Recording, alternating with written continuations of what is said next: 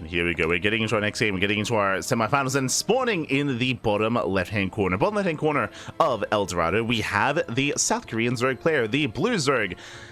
Currently teamless, but still the best Zerg player in South Korea. It is Dark.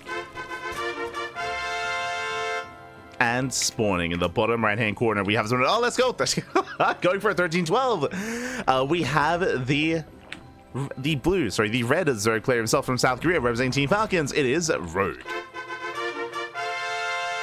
You don't often see this. Oh, 13-12 out of Rogue. Meanwhile, a hatch gas pool out of Dark. So this is going to be... Wait, hold on. My apologies. With the hatchery... Was this a 12-11? So my apologies here. I think this was like... I wasn't quite paying attention to the initial opener here. Either 13-12 or 12-11. I'm leaning towards 12-11 just because there is a hatchery involved as well. But regardless, a very aggressive start, very aggressive build here from Rogue.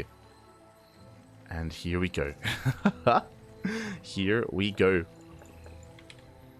Also, this is not a replay cast. My apologies. There we go.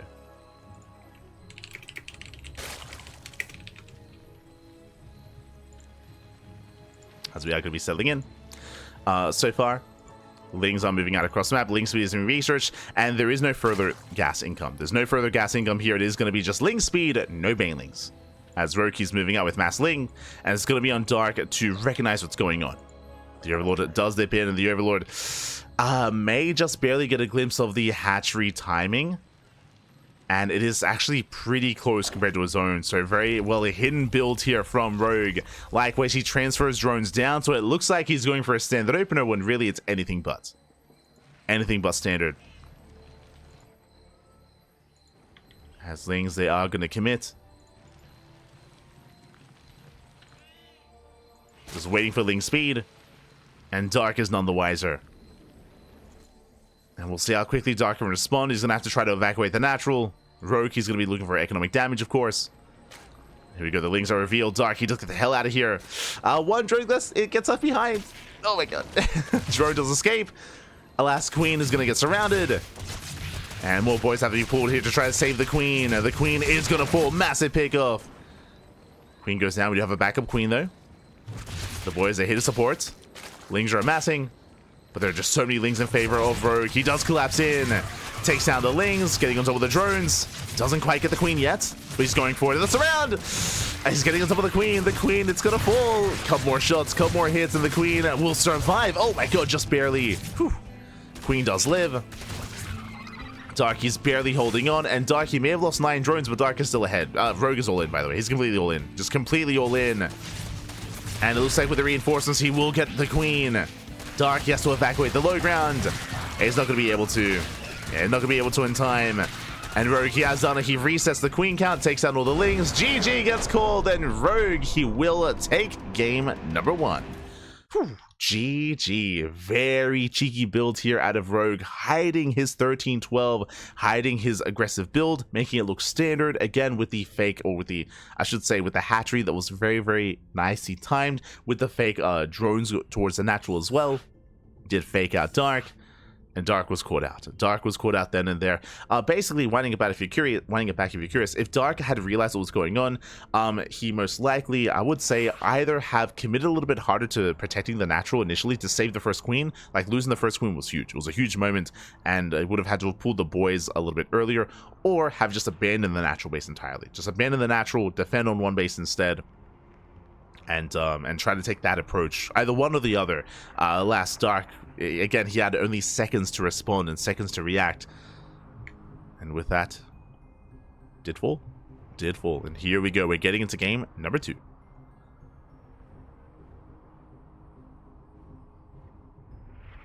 we go. And I'm hoping for an ace match. I'm hoping for a game 3, but the pressure is now on Dark.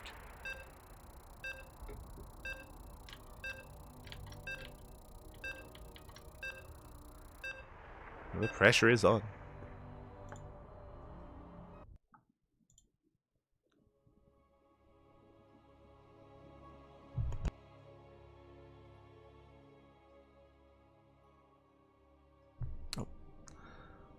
As our next game is going to be on a much larger map, we're going to be loading into Abyssal Reef. And spawning in the top left-hand corner of the Abyssal Reef, we have the blue Zerg player. We have the South Korean Zerg. Down in the series, we'll see if he can bounce back and force the ace match. It is Dark. And spawning in the bottom right-hand corner, we have the other South Korean Zerg player, the red Zerg, leading the series 1-0. It is Rogue. For Team Falcons, also my apologies, as I think because game 1 was so fast, I forgot to press it, but yeah, predictions now open.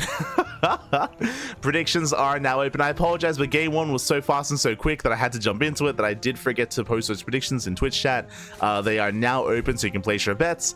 Of course, it may skew in one direction, but I want to believe that Dark can bring it back. For now, hatch first. Hatch first from both sides. So hatch gas pools all around. Again, we're on a very large map. This is not the map to go 13-12 on, or even 12 pool. Like, the map is just too big for that sort of thing, so I do not expect any early game aggression yet. And we could even see the direct opposite of that instead. This map is very defendable on 2 and 3 bases. We could even see our players try to tech up a little bit more greedily here and maybe skip their bailiness, go straight into roaches, go into a faster lair, go into mutaplay, for example. There are options available here for both Dark and Rogue. So a very different dynamic. We'll see what we go for. For now, just droning. For now, just droning up, saturating our bases. Everything is looking as it should for the time being. Really, our eye is going to be on our players to see if they do expand and take that third, or if they try to wall off. In general, we haven't really seen too much 2-base play on Abyssal Reef, just because of the entry point here, just because it's a little bit wider, just because you have to protect 2 locations at once. Like, we don't really see 2-base play. So we should be taking a third. Should be.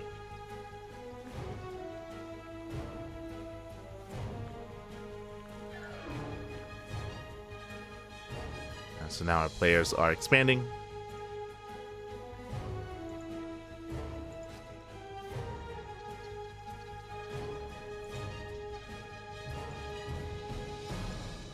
Expanding, they should be working towards that third base momentarily. We have a couple of scouting links moving out across the map. And again, the purpose of these links should be to get eyes on the would-be third and get eyes on whether or not a bailiness is thrown down. Speaking of, here we go, third base for Dark, third base for Rogue. So far, so good. Do have Rogue pulling out of gas. Dark, he does stay in gas, which means Dark can make extra banelings, assuming he does right on the nest. And there it is. There's a bailiness. So bailiness for Dark. And from the side of Rogue, we should be seeing one as well. If not, that is going to be definitely something to take note of. Evo Chamber. We have confirmation.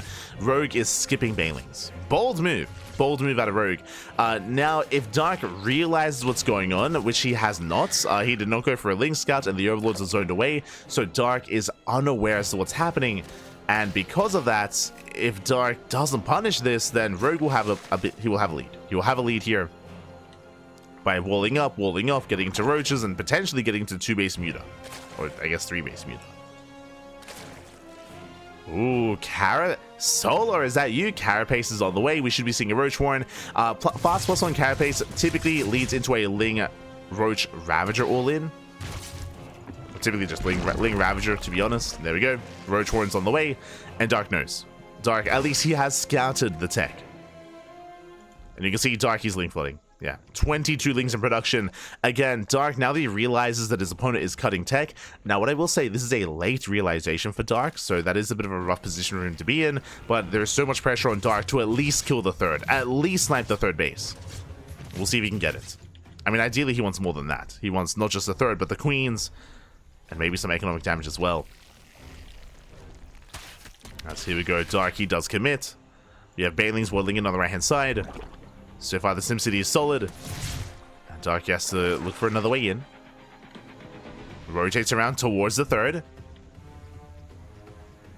Yeah, Dark, he does confirm lack of saturation. He's going for the queens. Queens get surrounded. Yeah, nice surround here on the queens. 1, 2 queens going to be going down. Decent bailing connections as well. Yeah, they crash into the Lings. They don't quite get into the middle line. Roaches get spotted. Roaches get confirmed. And now Dark, he's aware of the all-in. He is aware. Does take down one of the roaches. Again, did trade well against the Lings. Bailing going for the mineral line. Can he get it? Up. Can he? Not quite. Oh, not quite. Does get another roach. But Darky's running out of steam. He's running out of steam, and now it's soon going to be time for Rogue to counterattack. Plus on carapace is almost done. Dark is droning. Dark is amassing up his own roaches back at home. Still being active with those links, though. Still being active. Starkey backs off. Now it's time for Rogue to counterattack. And again, Rogue should not be droning. He should not be droning. Rogue should be going for a big Ling Roach all in. Oh, I say that. Does start saturation. This means that Rogue, he won't be able to punish the third base, which means Dark does have an economic lead. Now, I'm curious if this is because he misses window. Like, again, he's stuck at home. A +1 carapace did complete. And we'll see. We'll see if Rogue keeps droning or not. No lair yet. There's no lair for Rogue. There's no lair for Dark. Rogue, he's taking extra gases. He's saturating his bases. Dark is being careful. He's actually not saturating that third base. He could, to be honest. Like, Dark, he could just fully saturate this third, but he doesn't know that Rogue is droning. Okay, there we go. Now we have some late saturation here from Dark. Some workers now on the way. +1 melee. Interesting choice. That I was not expecting. +1 melee on the way for Dark. This tells us that he's most likely going Ling Ravager.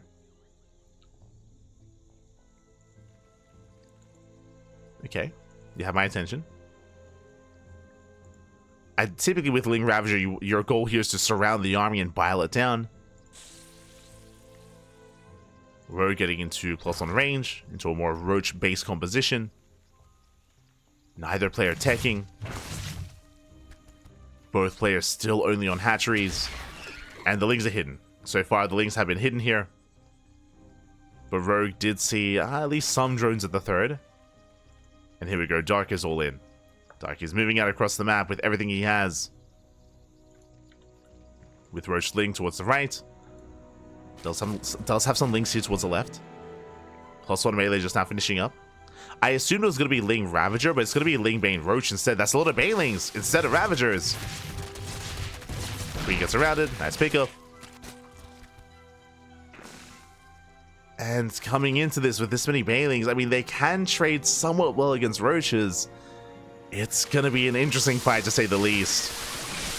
Yeah, the Banelings, they waddle in. They shut down a decent chunk of Roaches. They try to soften them up. But the Banelings are running out. And does Dark have enough? He does not. Yeah, not enough Roaches, not enough Lings. Not enough reinforcements. Dark, he does try to catch reinforcements here towards the left-hand side.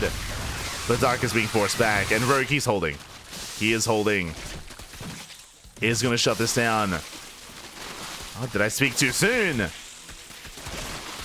reinforcements have arrived. Getting on top of the army. Roaches are bleeding out. And Rogue, he kites back. He deals with the harass in the main. With that Dark, he's in a lot of trouble here. Gotta be forced further back. Rogue chasing him down. I mean, he can afford to do so. He has 1/1 upgrades. He just has the superior Roaches. And Dark, he falls back. And he's just being outscaled. To be honest, like, Rogue, he just has a massive Roach army. Dark trying to counterattack, trying to buy time. Massing up his own Roaches back at home. But Dark has lost map control.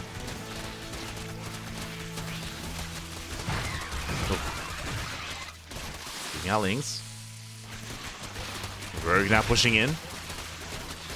And suddenly Rogue is a player with Roach Ravager. Dark stuck on Ling Roach. He's stuck on 0/0 upgrades for the Roaches. I mean, that's the most concerning thing. Because he chose to go into the melee upgrades. And that's not really going to be as big of a factor here.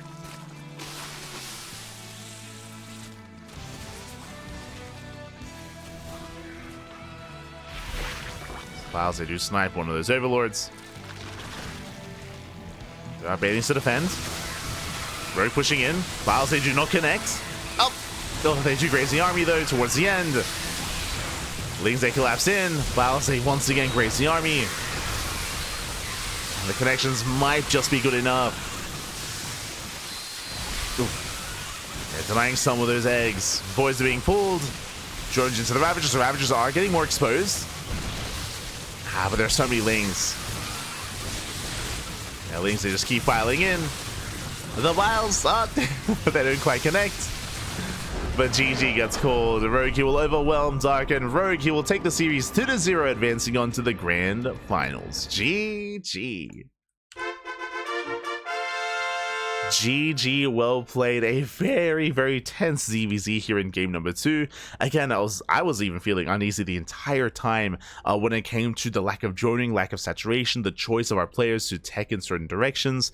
I wasn't opposed to Dark's initial Ling flood. I'm not too in love with the follow-up though. If you remember, Dark, he was going into his own kind of Ling Roach flood or Ling Bane Roach flood. We saw the Banelings, they just weren't really ideal. I think Dark was hoping that Rogue was droning, but Rogue wasn't. Right, Rogue, he was not droning whatsoever, so it was kind of all in versus all in, but Rogue, he had just the better roaches. He had the better Roach Ravager. He was able to focus and build up those upgrades over time and eventually just overwhelm Dark. GG. GG, well played. With that, Rogue will take it, and now we are making our way to the grand finals. As it looks like we have some updates. Looks like Hero versus Shin has concluded, went all the way to the ace match as we expect. Did go all the way to game 3, but Hero did take it in the end. Hero, he gets his revenge, takes down Shin 2-1. And up next we have the grand finals. It's going to be a best of 5 between Hero and Rogue. Let's go.